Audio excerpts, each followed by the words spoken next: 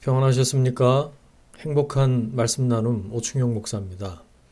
오늘 여러분과 함께 나누고 싶은 말씀은 요한복음 5장 6절 말씀입니다. 예수께서 그 누운 것을 보시고 병이 벌써 오랜 줄 아시고 이르시되 네가 낫고자 하느냐. 아무리 생각해도 가끔 내려온다는 천사가 한다는 일이 참 괘씸합니다. 기왕에 물을 움직일 바에 연못에 들어오는 모든 사람의 병이 다 나으면 안 되나요? 그렇게 해야 그게 정말 자비죠. 그런데 이 자비의 집에는 그런 자비는 없었습니다. 무조건 선착순 한 명입니다. 이게 뭡니까? 천사가 내려왔을 때를 한번 상상해 보면요. 차마 눈뜨고 볼 수 없는 해괴한 장면이 펼쳐졌을 겁니다. 고요하던 연못은 그 순간 아수라장이 됩니다.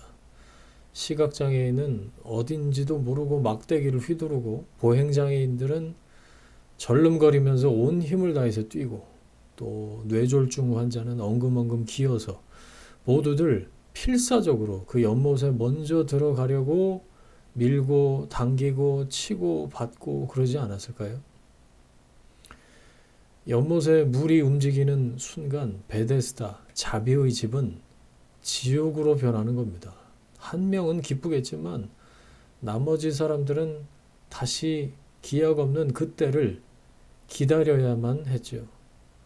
자비라는 단어를 들먹이기엔 너무나 절망이 가득한 곳이 바로 자비의 집 베데스다였습니다. 바로 그곳에 예수님께서 오신 겁니다. 진짜 자비를 베풀러 오신 거죠.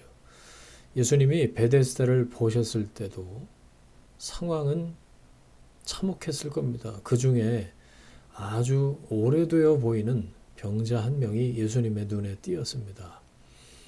38년 동안 병으로 누워 있었다고 하니 어마어마하게 긴 세월이죠. 예수님이 그에게 이런 질문을 하십니다. 네가 낫고자 하느냐? 여러분은 예수님의 이 질문이 어떻게 느껴지십니까?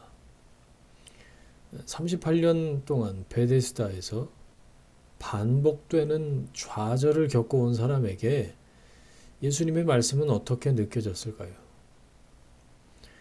병에 걸린 사람한테 하는 질문치고는 엉뚱한 질문 아닙니까? 당연히 낫고자 하지. 누가 낫기 싫어서 이러고 있냐? 그렇게 말할지도 모르겠습니다. 그런데 예수님의 질문은 사실 전곡을 찌른 질문입니다. 이 병자는 38년 전에 병에서 낫길 바라는 마음으로 이 베데스다를 찾아왔을 겁니다. 하지만 하루, 한 달, 1년, 10년이 흐르고 결국 40년 가까이 흘러도 병에서 낫지 못했죠. 이런 상황에서 그는 무슨 말을 가장 하고 싶었을까요? 7절입니다. 주여, 물이 움직일 때에 나를 이 연못에 넣어줄 사람이 없어요. 내가 가는 동안 다른 사람이 먼저 내려가요. 나는 평생 물이 움직이기만을 기다렸는데 아무도 나를 물에 넣어주지 않습니다. 나는 선착순에서 늘 밀려납니다. 그래서 내가 여기 여태 이러고 있습니다. 원망이죠. 상황을 탓하고 도움을 주지 않는 타인을 원망하면서 평생을 산 겁니다. 어떠세요? 자연스러워요. 이해가 됩니다. 저라도 이런 상황에서 이렇게 이야기할 법합니다. 이 사람한테 왜 원망하냐? 뭐라고 하면 안 됩니다. 어찌 보면 당연해요. 선착순으로 낳는다. 1등만 살아남는다. 누가 양보할 수 있을까요? 누가 서로를 배려하고 도와줄 수 있을까요? 이처럼 반복되는 절망에 원망만 남은 사람, 38년 된 병에 묶인 그에게 다가오셔서 말씀하시는 예수님의 말씀, 네가 낫고자 하느냐? 무슨 뜻일까요? 병으로 오랜 시간 누워있던 그에게는 사실 병보다 더욱 안타까운 것이 있었어요. 어느새 자신이 병에서 낫기 위해 그곳을 찾았다는 목적은 새까맣게 잊어버린 채 수단만 남아버린 거예요. 물이 움직일 때 내가 먼저 다른 사람보다 먼저 저 연못에 들어가야 한다. 오직 이 생각밖에 없는 거죠. 그래서 예수님께서 네가 낫기를 원하느냐라고 물어보셨을 때 그런 수단만 남아버린 온통 그 방법에만 몰두하는 자기 소원 얘기한 거예요. 그것도 남을 원망하면서 말이죠.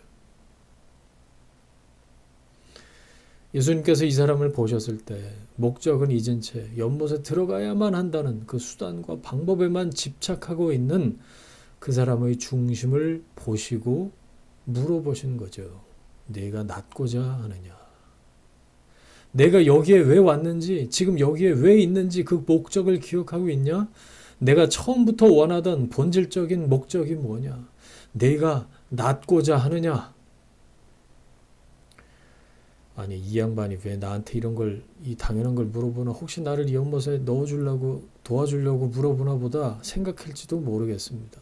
그 사람이 정작 하고 싶었던 말 7절의 속뜻은 아마도 주여 그딴 소리 그만하시고 나 좀 여기에 집어넣어 주시오 였을 겁니다. 예수님은 그에게 내 자리를 들고 걸어가라 라고 하십니다. 걷지도 못하는 사람에게 말씀하시기를 네가 깔고 살던 그 자리를 들고 일어나서 이곳을 떠나라고 말씀하십니다. 네가 낫고자 하는 것이 목적이라면 본질로 돌아가라. 원래의 목적을 회복하라.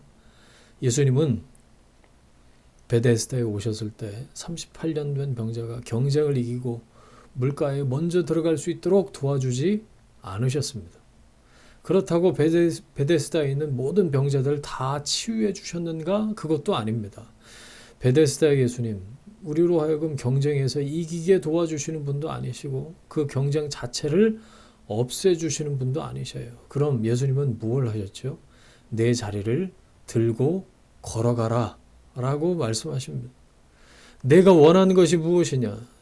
내가 너를 불렀던 그 첫 부르심을 기억해라. 엉뚱한 것에 호도되지 말아라. 수단에 천착하지 말아라. 방법에 목을 매지 말아라. 다른 사람과 비교하면서 원망하지 말아라.